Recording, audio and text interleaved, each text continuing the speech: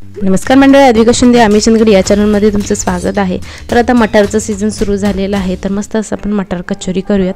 त्यासाठी वाटाणे छान असे सोलून घ्यायचे आहेत आणि उकडून घ्यायचे आहेत। त्यानंतर वाटाणे उकडत आहेत तोपर्यंत आपण काय करूयात, तर 1-1.5 वाटी आपण मैदा घ्यायचा आहे।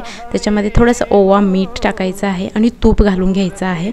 छान तुपात असं मिक्स करून घ्यायचं आहे पीठ। त्यानंतर पाणी थोडं जसं लागेल तसं त्या प्रमाणात आपण ते पाणी घेऊन छान असं घट्ट गोळा बनवून घ्यायचा आहे आणि तो एक 10-15 मिनिटं तरी आपण ठेवायचा आहे।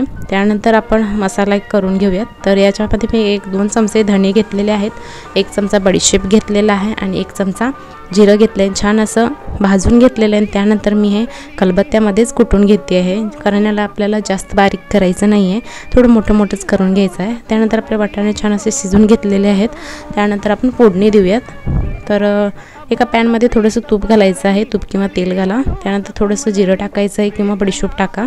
त्यानंतर आल्याचे छान असे बारीक-बारीक तुकडे करून घ्यायचे आहेत, ते देखील यामध्ये घालून घ्यायचे आहेत। त्यानंतर आपण जो मसाला कुटून घेतला होता तो देखील यामध्ये घालून घ्यायचा आहे। त्यानंतर वाटाणे जे शिजलेले वाटाणे आहेत ते यामध्ये घालून घ्यायचे आहेत, छान असे परतून घ्यायचे आहेत। त्यानंतर त्यामध्ये थोडंसं हळद टाकायचे आहे, थोडंसं मीठ टाकायचं आहे।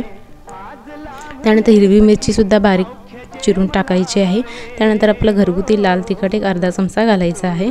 छान असं आता आपण वाटाणे शिजवून घ्यायचे आहेत। थोडं पाणी घालून शिजवलं तरीही चालेल, कारण छान शिजले पाहिजेत ते। तर मस्त असे शिजवून घ्यायचे आहेत। तर तुम्ही बघू शकता इथे वाटाणे छान शिजलेले आहेत। तर तुम्ही असे स्मॅशरने स्मॅशसुद्धा करू शकता किंवा हाताने देखील थंड झाल्यानंतर छान असं स्मॅश करून घेऊ शकता। आणि भाजी अगदी कोरडी बनवायची आहे। तर मी इथे हे भाजीचे असे छान गोळे तयार करून घेतलेले आहेत। त्यानंतर आपलं भिजलेलं पीठ घ्यायचं आहे, ते छान असे पाऱ्या करून घ्यायचे आहेत। आपण जसं मोदकासाठी करतो त्याप्रमाणेच करून घ्यायचे आहेत।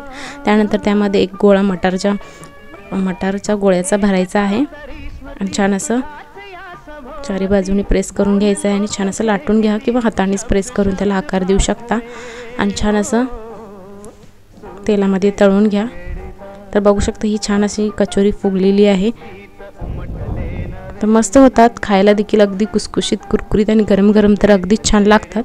तर नक्की करून पहा। बघू शकता छान असा कलर देखील आलेला आहे आणि मस्त झालेले आहेत। तर नक्की करून पहा मटर कचोरी। तर व्हिडिओ आवडल्यास नक्की लाईक करा, शेअर करा आणि सबस्क्राईब करायला विसरू नका। धन्यवाद।